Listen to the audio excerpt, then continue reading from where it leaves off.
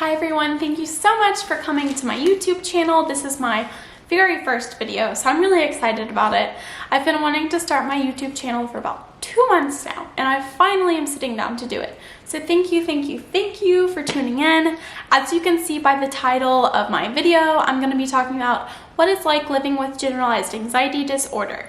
The main focus of my channel is going to be mental and physical health, more specifically what it's like living with anxiety and Crohn's disease.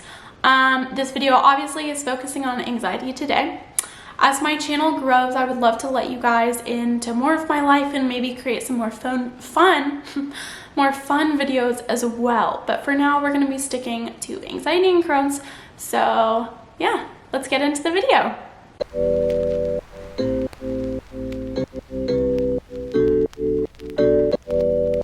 Okay.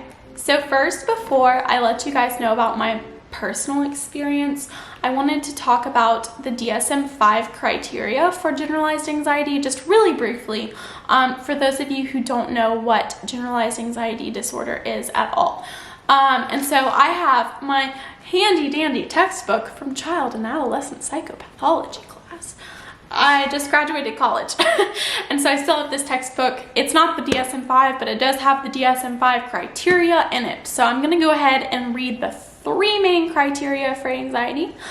Number 1, excessive anxiety and worry occurring more days than not over 6 months or more. So when I was diagnosed with GAD, I was in high school in 9th grade. So it's been about 8 years. 8 years, oh my gosh. So it's been about 8 years. I saw a psychiatrist and they did a few tests because I had definitely been experiencing excessive worry and anxiety for more than 6 months. Like, I probably have had anxiety for my entire life, but it was just really exacerbated by the change from middle school to high school. And so that's when it became a really big problem. Okay. Number 2, the next criteria is the individual finds it difficult to control the worry. I really don't have much to say about that because I feel like it's pretty self-explanatory and relatable. Number 3, the anxiety and worry are associated with at least 3 of the 6 following symptoms. So I'm gonna list out these symptoms and then tell you if I experience them or not. Number 1 is restlessness, or feeling keyed up or on edge. Check. Number 2, being easily fatigued. Check, check, check. Oh my gosh. I feel like sometimes I'm just tired like all day. I don't know. I mean, right now I don't have a good sleep schedule. And so I'm not like waking up and going to bed at the same time, which probably doesn't help. But yes, I do get easily fatigued. Number 3, difficulty concentrating or mind going blank. So I would not say that my mind goes blank necessarily, but yes, I do have difficulty concentrating because of my anxieties. Number 4, is that what we're on? Irritability. Check. Number 5, muscle tension. Not really. Number 6, sleep disturbance. Not a ton, but this week, yes. The past couple weeks have been really hard for me with anxiety. I'm finding it hard that I don't have a schedule or anything now that I've graduated college, and I'm really hoping to get a job soon so that changes. But basically, those are the criteria, yada, yada, yada, blah, blah, blah. Let's get into the personal stuff. Okay, so personally, I experience anxiety with 3 main things, and I'm gonna lay those out for you in this video. And the first thing is with driving. That might seem super random, I'm aware, but with driving, I get really anxious sometimes because I'm worried that I will not be able to find a bathroom wherever I am going, especially if I'm driving somewhere unfamiliar. So that might seem very random, but it's because I have Crohn's disease. I'm not going to talk about Crohn's disease a lot right now, but just very briefly, if you don't know, Crohn's disease is an autoimmune disorder that affects your digestive system. And so I have it in my, I think, large intestine. I should really know that. I have it in my large intestine, and basically it causes a lot of inflammation, discomfort, other embarrassing symptoms I'm not going to go into right now.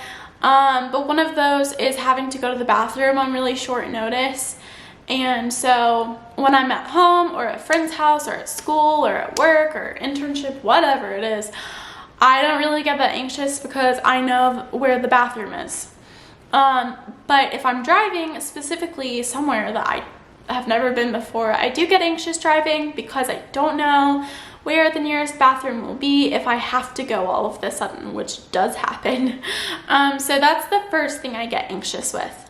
The second thing I get anxious about is uncertainty. Now, that might seem really broad, and I'm aware of that. I'm also aware that a lot of people get anxious about uncertain circumstances or the future, whatnot. But I would say I have anxiety about uncertainty more than your average person would because of GAD.